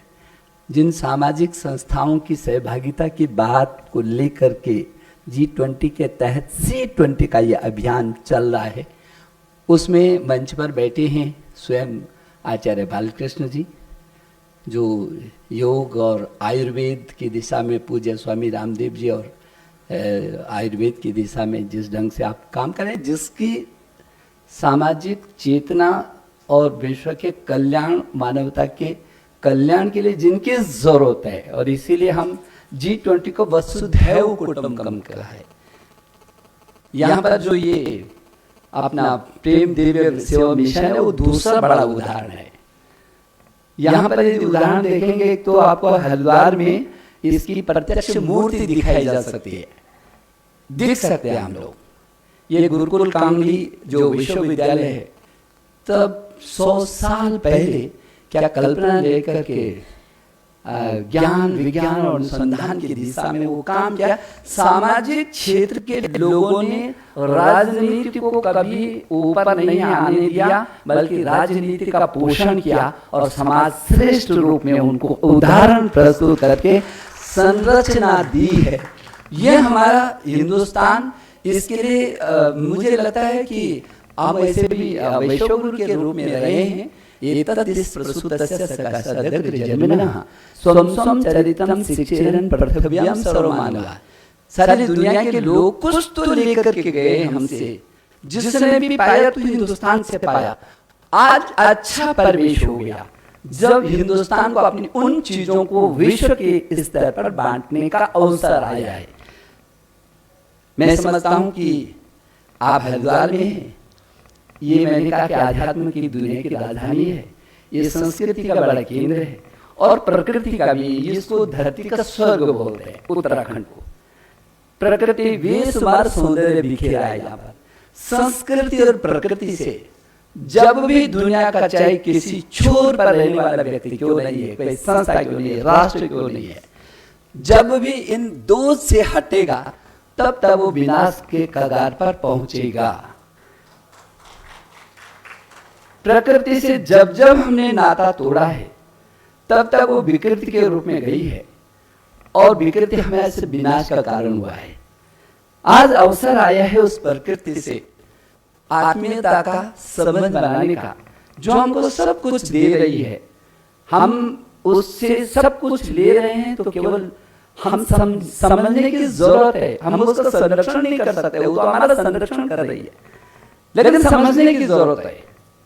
और संस्कृति जब आदमी संस्कार की दिशा में जाता है तो एक रचना होती है, सृजन होता है। एक जगह विनाश है, विध्वंस है और दूसरी तरफ सृजन है। प्रकृति और संस्कृति का अद्भुत समन्वय जरूरी है। ये G20 के लिए पूरी दुनिया का जो ये गोल की बात हो रही है, सतत विकास के गोल हिंदुस्तान की धरती से यदि सुख शांति समृद्धि का रास्ता गुजरता है तो हिंदुस्तान की धरती से ही गुजरेगा। ये हमको भी समझने की जरूरत होगी। रास्ता क्या है उसका, इसको भी बताने की जरूरत होगी। उसका रास्ता बहुत साफ है और मुझे लगता है ये अच्छा अवसर है। मेरे देश के यशस्वी प्रधानमंत्री नरेंद्र मोदी जी केवल विजनरी नहीं है कि केवल सोचा। दो प्रकार के लोग होते हैं, सोचते बहुत हैं, अच्छा सोचते हैं, ऐसा सोचते हैं कि रात में पूरी धरती स्वर्ग हो जाए, लेकिन करते कुछ नहीं है। पता नहीं है कि करना क्या है, रास्ता क्या है। सोच तो है लेकिन उसको क्रियान्वयन करने का दम नहीं है। एक लोग करना तो बहुत चाहते हैं लेकिन करना क्या है यही पता नहीं, दौड़ रहे हैं लेकिन कहाँ दौड़ना मालूम नहीं। इसलिए ये बहुत ज़रूरी है कि विजन हो और विजन के साथ मिशन हो, उस विजन को क्रियान्वित करने का दम भी हो। और सौभाग्य से पूरी दुनिया में आज नरेंद्र मोदी जी ने साबित कर दिया हमारे पास विजन भी है और उसको क्रियान्वित करने का हमारे पास मिशन भी है। और ये दुनिया के लिए ये बात सही है। अभी आचार्य जी ने बात को कहा है, बहुत बड़ी बात को कहा है, इसको समझने की जरूरत। और यही रास्ता है जो C20 इस बात को समझाने में सक्षम भी होगी। आप अपनी नीति का एक हिस्सा भी जरूर बनाइए। आचार्य जी ने कहा कि दुनिया के लोगों के लिए पूरा संसार बाजार है, मार्केट है, वर्ल्ड मार्केट है उनके लिए। बाजार में व्यापार होता है, लेकिन हमने पूरे विश्व को वसुधैव कुटुंबकम कहा है। ये पूरा विश्व मेरा परिवार है। अयम निजः परो वेति गणा लघु चेतसाम उदार चरितानाम वसुधैव कुटुंबकम। पूरी वसुधा मेरा कुटुंब है। माता भूमि पुत्रोहम दिव्या, ये पूरी धरती मेरी माँ है, मैं इसका पुत्र और पुत्री हूँ।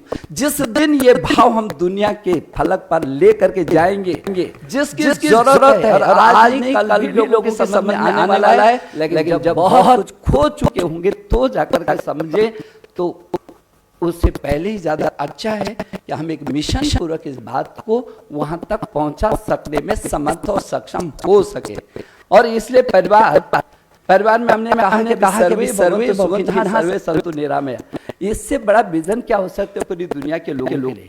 सारे समस्याओं का समाधान होगा, ये सारे संकट दूर हो जाएंगे यदि ये विजन हो जाएगा कि सर्वे भवन्तु सुखिनः सर्वे सन्तु निरामया सर्वे भद्राणि पश्यन्तु मा कश्चित् दुःख भाग् भवेत्। जब तक धरती पर एक भी इंसान, एक भी प्राणी दुखी होगा तब तक मैं सुख का एहसास नहीं कर सकता। जिस दिन ये बात किसी के मन में आ जाएगी, सारी समस्याओं का समाधान हो जाएगा। न आतंकवाद रहेगा, न भूखमरी रहेगी, न पेयजल का संकट रहेगा, और ना पारस्परिक जो लोगों में दुश्मनी है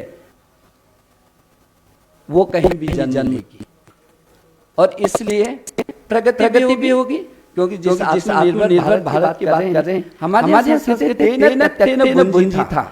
ये कहाँ गड़बड़ हो रहा है, ये ऐसे कहाँ है, संतुलन कहाँ है? एक आदमी बढ़ता जा रहा है, दूसरा आदमी गिरता चला जा रहा है। यदि तेन बुद्धि था की बात होती, और इसलिए मैंने कहा कि संस्कृति आज बहुत महत्वपूर्ण स्थान है पूरी दुनिया के लिए। पूरी दुनिया के लिए ये क्षण भी बहुत महत्वपूर्ण है, पूरी दुनिया के लिए G20 भी बहुत महत्वपूर्ण है। उस G20 के तहत सीट और उसमें भी हरिद्वार ये महत्वपूर्ण कार्यक्रम पूरी दुनिया के लिए बहुत महत्वपूर्ण है। ये क्योंकि माँ गंगा है जो स्वर्ग से अवतरित होकर विश्व के कल्याण के लिए तमाम थप्पड़े खाने के बाद भी जिसने को नहीं पसंद किया, जिसने तमाम गंदगियों को समाने के बाद भी अपनी पवित्रता को नहीं खोया, वो बहुत सारा संदेश देती हम। ये हिमालय है जिस पर्यावरण की आज चर्चा कर रहे, बड़ी बड़ी बातें होती हैं। मेरा तो ये शंकर की धरती है। जब समुद्र मंथन में विष हाहाकार मचा था, तब भी मेरे शंकर ने खड़े होकर कहा था, चिंता करने की बात नहीं, मानव हाहाकार मच गया था, सब पूरी सृष्टि में क्या दशा हो गई थी। तब उन्होंने उस सारे जहर को अपने कंठ में धारण किया था। वही ये धरती है, और आज भी मेरा हिमालय नीलकंठ बनकर के काम कर रहे हैं। ये विकसित देश चाहे कितनी बड़ी बड़ी बातें करें, लेकिन आप दूषित हवाओं को पैदा करते हैं, आप ऐसे विषैली गैसों को दे रहे हैं, विषैली हवाओं को दे रहे हैं। ये हिमालय न हो, ये विषैली जितनी हवाएं वो हिमालय से टकरा कर वो अपने में आज भी समा रहा है, अन्यथा यहाँ से टकरा करके वापस विषैली हवाएं जाती तो पूरी धरती को तहस नहस करके मानवता को विनाश कर सकती थी। आज भी मेरा हिमालय नीलकंठ बनकर काम कर रहा है। मैं आपको कहना चाहता हूँ, पर्यावरण चिकित्सा शिक्षा और इस क्षेत्र में बहुत जरूरी है। हमने मशीन बना दिया आदमी को। आदमी तो है दुनिया का कहीं ये महत्वपूर्ण बिंदु व्यक्ति है। ये क्या सोच रहा है, क्या कर रहा है, क्या करेगा? ये सारे संकट यदि पैदा हुए हैं तो इसी के मन से हुए हैं। जो भी दिक्कतें पैदा हुई हैं तो समाधान भी इसी ने किया है।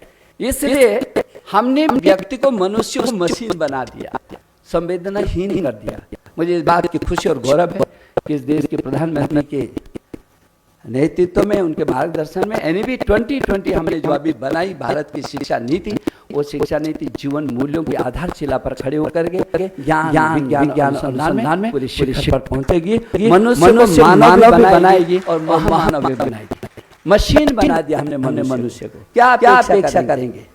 और इसलिए ये G20 का जो सम्मेलन है, मुझे लगता है कि पूरे विश्व में शायद पहली बार ऐसा होगा जब पूरी दुनिया सोचने के लिए कहीं ना कहीं बातें हो रही है। और ये मनुष्य है, ये पत्थर भी नहीं है। कहीं ना कहीं जब इसके सामने कोई बात आती है तो सोचता है, विचारता है, करता है। जैसे आदमी फिर सोचता है वैसे बोलता है, जैसे बोलता है वैसे करता है, और जब करता है वैसे उसको रिजल्ट मिलता है। तो मुझे भरोसा है कि हम बोलना शुरू करें, सोचना शुरू करें, फिर करना शुरू करेंगे तो रिजल्ट उसके बहुत अच्छे आएंगे। मैं एक बार विनय से भी धन्यवाद देना चाहता हूँ, और इस अभियान से जुड़े सभी लोग जो बाहर से आए हैं उनको मैं अभिनंदन करना चाहता हूँ। आप 2 दिन तक यहाँ पर रहे हैं। मुझे भरोसा है कि आप ये जो मीटिंग है इससे ऐसा अमृत निकलेगा जिससे न केवल मेरे देश का बल्कि विश्व का कल्याण होगा। और मैं अभिनंदन करता हूँ और सिर्फ कहना चाहता हूँ, अब गंगा के तट पर हैं और यहाँ से एक नई गंगा निकलनी चाहिए।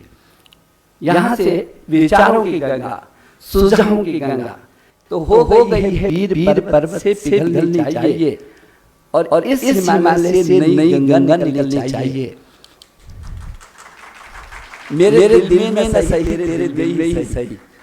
हो कहीं भी आग, लेकिन आग जलनी चाहिए जो अंधेरों को मिटा सके। आपका अभिनंदन, बहुत बहुत धन्यवाद। नमस्कार।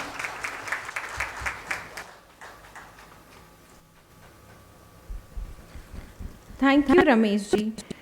Very rightly shared that the path to happiness and prosperity goes through India. And that India is the center for spirituality where culture and tradition nourishes. And so we must all lead by example. Thank you, sir, once again. Now to close, I would like to request Sri Ganesh Reddy ji from Citizen Foundation to please come to the stage and give away the vote of thanks. Thank you very much. I am thanking you on behalf of this global conference, SDG 16, promoting civil spaces. Thank you all of my family to be part of this conference. I can see that people are came here across the globe from different countries. People are sitting here. Very first, I like to thank. सबसे पहले मैं धन्यवाद देना चाहूँगा हमारे मुख्य अतिथि श्री रमेश पोखरियाल जी, जो इस प्रदेश के पूर्व मुख्यमंत्री भी रहे हैं और साथ इस क्षेत्र के सांसद भी हैं। बहुत बहुत धन्यवाद आपको। धन्यवाद आचार्य बालकृष्ण जी को, जो कि चेयरमैन हैं, एमडी हैं पतंजलि आयुर्वेद लिमिटेड का। बहुत बहुत धन्यवाद। ब्रह्म कुमारी अमृता चैतन्य जी, जो माता अमृतामयी जी की ओर से प्रतिनिधित्व कर रही हैं, और एम्बेसडर श्री नाम्बियार जी को बहुत बहुत धन्यवाद। और पूरे भारत देश में C20 का कार्यक्रम ये अपना विजन के साथ काफ़ी अच्छे तरीके से कर रहे हैं। C20 शेरपा भी हैं। और डॉक्टर स्वदेश सिंह जी, आपका भी बहुत बहुत धन्यवाद। आपका भी पूरा C20 कार्यक्रम में बहुत योगदान रहा है इसको आगे ले जाने में। आप सोल शेरपा हैं C20 का। श्री प्रभाकर राय जी, जो डायरेक्टर हैं ONGC के। उसके अलावा निधि गोयल जी, आपका भी बहुत बहुत धन्यवाद इस कार्यक्रम में आने के लिए। सपना नरूला जी, बहुत बहुत धन्यवाद आपका। इसके अलावा मैं कई लोगों को देख सकता हूँ, और हर किसी का नाम लेना तो संभव नहीं है, लेकिन कुछ मैं देख सकता हूँ कि आचार्य प्रदीप जी बैठे हैं, ONGC के कई डायरेक्टर्स बैठे हैं, राइट से आए हैं, गेल से आए हैं, ऐसे कई ऐसे संस्थानों से आए हैं इस कार्यक्रम में भाग लेने के लिए। मैं देख सकता हूँ राज जी बैठे हैं, जो UN ग्लोबल कॉन्टैक्ट नेटवर्क के ED हैं। और आप सबों को बहुत बहुत धन्यवाद। विशेष धन्यवाद संजय चतुर्वेदी जी का। कैसे उनको भूल सकते हैं। संजय चतुर्वेदी जी ने इतने अच्छा कार्यक्रम का आयोजन किया। वो भी बहुत शुभ दिन है। आज का दिन आषाढ़ अमावस्या है। उस दिन आपने हमको इस देवभूमि में बुलाया। Today is very auspicious day, is Ashadh Amavasya, and you are here at the land of the god. This land is called the land of the god. आपको हाँ, डॉक्टर अमित टुटेजा जी आपको भी बहुत बहुत धन्यवाद। और साथ ही आप तमाम लोगों को, तमाम हमारे C20 परिवार के लोगों को इस कार्यक्रम में आने के लिए बहुत बहुत धन्यवाद। और आगे आपके लिए एक कार्यक्रम है जो आप हरिद्वार हैं, गंगा के तट पे हैं, तो गंगा आरती बनता है। तो इस कार्यक्रम के बाद गंगा आरती होगा। और धन्यवाद देना चाहूँगा यहाँ का जो जिला प्रशासन है, यहाँ की जो सरकार है, उत्तराखंड सरकार, पुलिस, प्रेस, म्युनिसिपल कॉर्पोरेशन, सारे लोगों को बहुत बहुत धन्यवाद। और पर्दे के आगे और पर्दे के पीछे जितने भी लोग लगे हैं इस कार्यक्रम को बनाने में, उन सबको बहुत बहुत धन्यवाद। और आखिरी और एक सूचना है कि प्रसिद्ध राष्ट्रीय कवि अमित शर्मा भी हमारे बीच में मौजूद हैं और उनका गंगा तट पर हम लोगों को मुखातिब होंगे। आप अनुरोध है आप कृपया करके गंगा आरती में जरूर सम्मिलित हों। बहुत बहुत धन्यवाद।